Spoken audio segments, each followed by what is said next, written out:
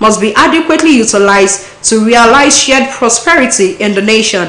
He maintained that concerted efforts and strategic planning are required to harness these resources effectively and also to maximize the nation's competitive advantage and create opportunities for sustainable economic development.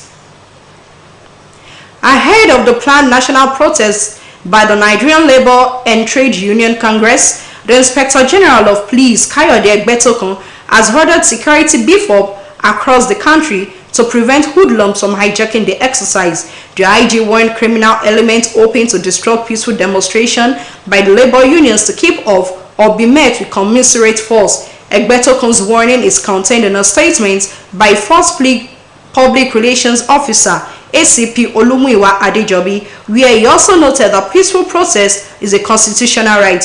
He urged the protesters to ensure that the planned demonstration were conducted in a peaceful manner to prevent a recurrence of the ugly experiences of such protests in major cosmopolitan cities. The IGP thereby ordered the commissioners of police in charge of various commands and supervisory assistant inspectors generals of police to engage in fruitful discussions with the NLC-TUC leadership to foster understanding and reach common grounds on the planned protests.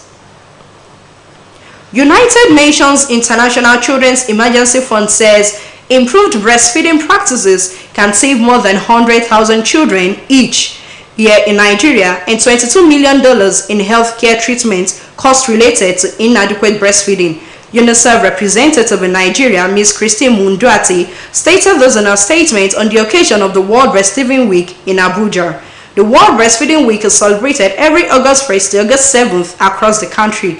The theme for World Breastfeeding Week 2023 is Enabling Breastfeeding, Making a Difference for Working Parents, focuses on creating more awareness on breastfeeding support in workspaces. Mundiate said that it could also generate an additional $21 billion for the economy over the children's productive years by increasing cognitive capacity and preventing premature mortality in the early years. According to her, breastfeeding holds significant importance for the health and well-being of children, mothers, and society at large.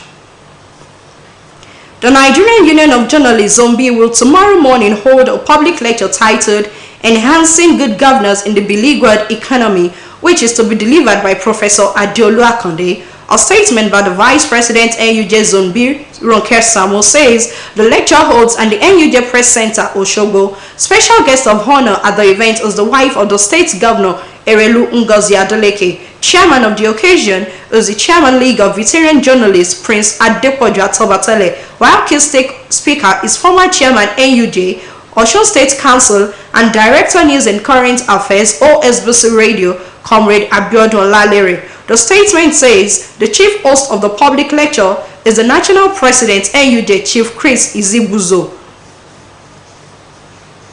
And on sports, the federal government has rallied behind the Nigerian women's basketball team, the Tigers, urging them to maintain their impressive performance and secure victory in the tournament. The Tigers exhibited their dominance by defeating Egypt 83-65 in their second Group D match. The Permanent Secretary, Federal Ministry of Sports and Youth Development, Ismail Abubakar, praised the team's stellar performance since the beginning of the championship. He also lauded the officials of the ministry, the Nigerian Basketball Federation, and the team's technical crew for their unwavering commitment in realizing the government's supporting initiatives, policies, and programs, all aimed at the empowerment and advancement of Nigerians' youth through sports. Ismaila expressed confidence that, with the determination and skills displayed by the team at the competition, they were destined to claim the prestigious trophy for a record equaling fourth consecutive time.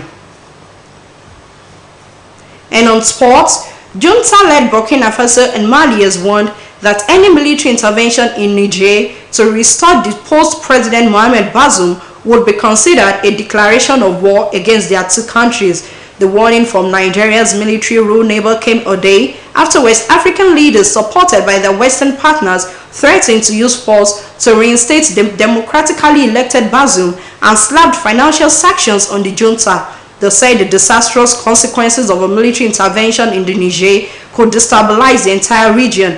The two also said they refused to apply the illegal, illegitimate, and inhuman sanctions against the people and authorities of Niger. It would be recalled that an emergency summit, the Economic Community of West African States, demanded that Bazoum be reinstated within a week, noting that failure to do that would lead to it taking all measures to restore constitutional order.